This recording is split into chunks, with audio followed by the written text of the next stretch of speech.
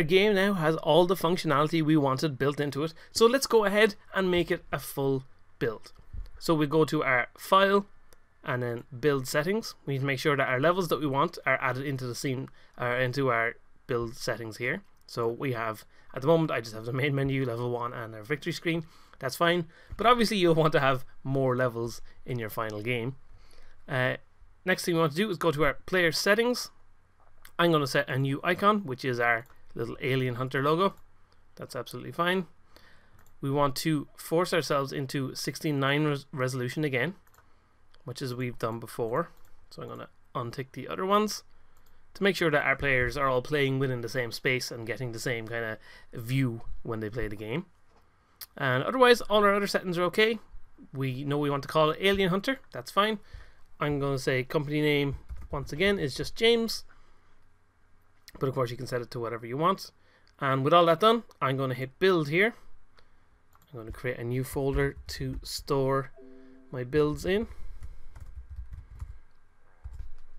for this game. And we'll just call it Alien Hunter version 1. Save this and we'll just wait for it to build so we can check it out. Okay, so with our game now built, we can go on ahead and open it up. So while it started running here, we got our little made with Unity splash screen.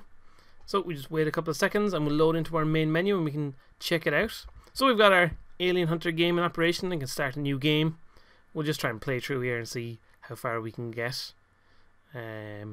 Probably not that far because I keep dying whenever I play over and over again. Let's see how many bad guys can I kill. Oh, I'm managing to kill them all. Can I get a shield maybe? Nope, no extra shields for me. But as you can see, our game looks perfectly fine. It's running all nicely and smoothly for our players to be able to enjoy. And as I said before, if you're going to share the game with anyone, you need to make sure... Oh, I died.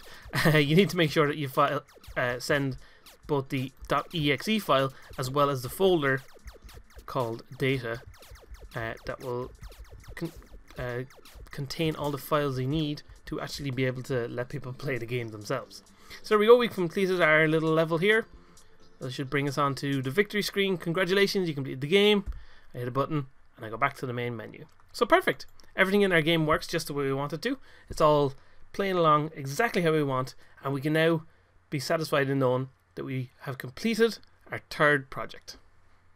Konnichiwa.